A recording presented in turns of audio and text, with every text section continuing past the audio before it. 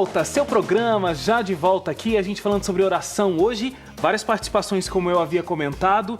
José Fernandes, um abraço, obrigado pela participação. A oração é falar com o Pai que não vemos fisicamente, mas pela fé.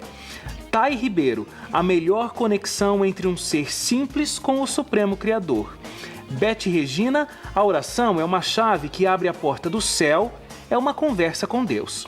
Júlia Silva, oração é o nome dado à conversa que tenho todos os dias, a todo momento, com um amigo perfeito que sempre me ouve.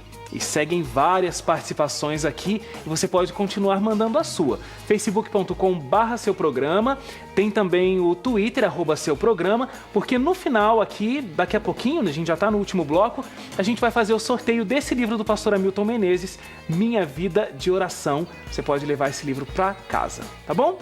Então tô aqui com o pastor Hamilton, conversando sobre esse assunto oração. Quando a gente estava lá falando propriamente sobre oração, Hamilton, a gente falou, né, que é um momento que não tem fim. A gente deve viver uma vida conectado com Deus, uma vida de oração. Agora, para que a gente tenha essa conexão direta com Deus, seja uma conexão de qualidade, de Deus para a gente está sempre lá e sempre disponível. Sim. Agora, da gente para com Deus, é necessário que a gente tenha uma comunhão com Ele para que isso reflita numa oração de qualidade. Você concorda? Concordo, Wagner. E oração, muitas vezes os cristãos complicam o assunto, achando que é só pedir e só ele fala. Se oração é uma conversa, como os nossos telespectadores estão dizendo, você também tem que ouvir. E como é que Deus fala? Deus conversa com a gente. Ele fala através do Espírito Santo, a nossa mente, o nosso coração. Ele fala através da palavra dele, a Bíblia Sagrada, e ele fala através de outras pessoas também. Então é um diálogo, é uma conversa, é um momento onde você não apenas pede, mas você louva, você agradece, você reconhece Deus como soberano da sua vida. Existem algumas coisas interessantes, já conversei com algumas pessoas sobre isso. Eu oro sim, mas geralmente eu estou meio cansado, quando eu vejo eu dormir. Né? O meu post de hoje no meu blog é justamente sobre isso. Não durma, ore. E como é que acontece isso? Você tem que começar o dia com Deus, né? A palavra que diz, buscai, pois, o reino de Deus em primeiro lugar. Se você começa o dia com Deus, você começa bem. E você mantendo essa comunhão durante o dia, você vai terminar bem. Agora, se você deixa pro final do dia cansado, você não começou sem Deus, deu tudo errado no dia, aí você termina lá dormindo na sua oração. Claro que é bom dormir orando, mas você precisa ter um dia de oração. Concluir as ideias, pelo menos, claro, com Deus, né? Com antes de certeza. dormir. Outras pessoas têm também, não o fato de dormir, mas sabe aquela situação de você tá lendo um livro e daqui Sim. a pouco você não sabe mais o que você estava lendo, Sim. o seu olho só foi acompanhando. Muita gente também está orando, daqui a pouco a cabeça começa a pensar em outra coisa, não consegue se concentrar em conversar com Deus. Né? E a oração tem que ser coloquial, você não precisa ficar procurando palavras ortodoxas, complexas, palavras difíceis. Conversa como conversa com um amigo. Né? Você não fica dizendo assim, Senhor, meu amigo. Né? Você fala naturalmente e assim deve ser a nossa conversa com Deus. E muitas vezes, Wagner, é preciso, antes de começar a falar, você guardar um silêncio, fechar os olhos, esperar, desligar o pensamento, a mente de outras coisas. Então, desliga o celular, vá para o cantinho de oração, cantinho para você estudar a Bíblia, mas tenha aquele tempo de qualidade com Deus. Deixe Ele falar primeiro. Né? Termina de orar, mantenha os olhos fechados se você está no seu cantinho lá e deixe Deus responder à necessidade que você tem. Você falou sobre escolher palavras rebuscadas, às vezes na oração. Muitas vezes a gente está na igreja e a gente ouve orações belíssimas. Lindas. Existe uma diferença entre a nossa oração lá nesse cantinho de oração, bem a individualidade com Deus, e uma oração pública? Com certeza, totalmente. A minha oração em público, a minha oração no rádio, né, quando eu faço, em qualquer outro lugar, é totalmente diferente da minha oração particular. Né? É um bate-papo mesmo. Né? Eu uso expressões que eu não usaria em público, porque de repente talvez eu chocaria uma mente assim mais conservadora. Né? Mas eu estou falando com o meu amigo, é a pessoa que me acompanha, o meu Criador, é o meu Deus. Então eu tenho essa liberdade, essa franquia de chegar e abrir o coração, de chorar, de contar os meus sonhos, contar os meus planos, pedir orientação, pedir sabedoria, pedir paciência para o dia. Eu sou muito impaciente, então eu preciso de paciência e Deus está moldando diariamente, me ajudando. Deus vai moldando o nosso caráter dia a dia, né? Todos os dias. Hamilton, conta pra mim uma experiência de oração, agora a sua vida de oração mesmo, uma oração que você persistiu, você lutou com Deus e você teve uma resposta positiva ou negativa pra gente, mas para Deus sempre é positiva, né? Bem, são inúmeras, né? Eu fui tentado a colocar as minhas experiências no livro. Coloquei algumas, né? Várias, mas poderia ter colocado outras maravilhosas. Mas a que mais me marcou foi ter orado por meu pai, desde os 7 anos de idade. Eu orei pela conversão do meu pai, pelo retorno do meu pai aos pés do Salvador. Meu pai deixou a família, deixou a igreja, e eu desde menino comecei a orar por ele. Wagner, foram quase 40 anos orando pelo meu pai. Tive a alegria de batizá-lo no ano de 2010, num sábado frio de setembro, lá no Rio Grande do Sul. Nossa, eu fiquei até emocionado agora. Porque... Então, talvez eu esteja falando para alguém aqui, um telespectador do seu programa, que tem orado por um familiar, por um amigo, por um filho, por um pai. Seja perseverante, perseverante. E às vezes a gente pede para Deus e não é perseverante. A gente desanima no meio da caminhada.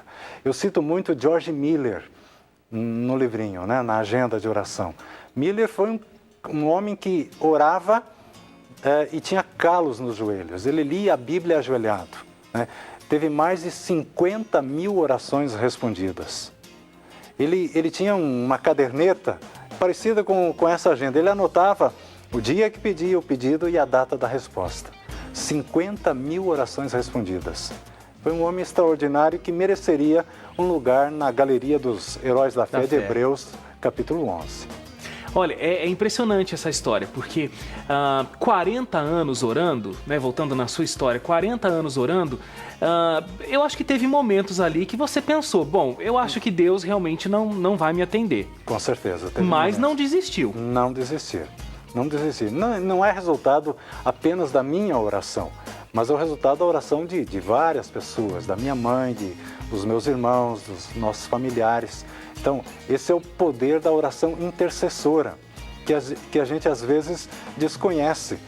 Eu comparo a oração intercessora como o jeitinho brasileiro de Deus.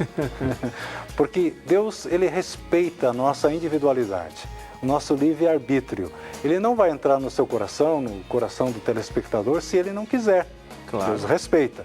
Agora, quando eu passo a orar pelo meu pai, por um amigo, por um familiar, o que eu estou fazendo? Eu estou autorizando Deus a atuar na vida daquela pessoa. Então, é o tamanho do amor de Deus. Ele não pode, ele respeita. Não é que não possa, ele pode, mas ele respeita a vontade da pessoa. Agora, quando eu oro, quando eu coloco o nome de alguém diante de Deus, eu, de certa forma, estou autorizando a Deus através do Espírito Santo, a atuar na vida daquele ser humano tão precioso aos olhos do Senhor. Eu já vi muitas pessoas usando a seguinte expressão na oração, e eu uso muitas vezes também, que é assim, Senhor, incomode fulano com o teu Santo Espírito. Né? Para que a pessoa sinta essa necessidade de voltar para Deus, ou enfim. Agora, uma coisa interessante da oração e que a gente fica buscando a resposta é que o tempo de Deus é muito diferente do nosso tempo, né? Exatamente. Ele não tem o nosso relógio. Ele não está limitado pelo tempo. O nosso amanhã é o ontem dele. Né? Para ele não está limitado com as horas do nosso dia. Agora, isso tem que ser um grande aprendizado para a gente, né? Eu estava conversando com uma pessoa ontem aqui no programa e contando uma história de adoção, e ele falava, eu queria fazer o papel de Deus, né? Sim. Eu queria cuidar da minha vida, mandar na minha vida, agora é assim, agora é assado e tal. E não é assim. Não é. Deus é que cuida da nossa vida e a gente tem que entender como agir nesse tempo que é dele. Exato, tem que deixar que a vontade dele seja feita. E muitas vezes a gente ora e a gente determina para Deus, Senhor, tem que ser assim, assim ou assim. Você vê 1, 2, 3 opções, oportunidades ou soluções para o seu problema. Mas Deus tem milhões de oportunidades e Ele sempre vai escolher a melhor. Só que a gente acha que a nossa solução é a melhor e a dele é a melhor. E a gente enxergando o mundo com uma velinha acesa, né? E Sim. Jesus enxergando com aquela lâmpada de estádio acesa. Com certeza. Ô, Hamilton, você tocou num ponto que me fez lembrar de uma questão. E quando a gente coloca Deus em prova na oração? Senhor, se for para eu apresentar o seu programa, eu quero cruzar com um gato preto na rua agora. Senhor, se não for, eu vou ver uma nuvem em forma... Muita gente coloca Deus em prova, assim, para ter uma resposta. Há um caso específico na Bíblia de Gideão, né? Vou lutar ou não? E ele pediu uma prova, Deus deu, e ele achou, bem, eu acho que eu pedi fácil demais, vou complicar a história. Não, a gente não acredita, né? Deus respondeu. Então, é um tanto perigoso, nem sempre essa é a melhor maneira de Deus responder, porque às vezes a resposta está aqui. Exatamente. Está aqui, está na palavra. De repente, é uma pessoa que tem uma comunhão com Deus que vai te dar a resposta de forma mais clara.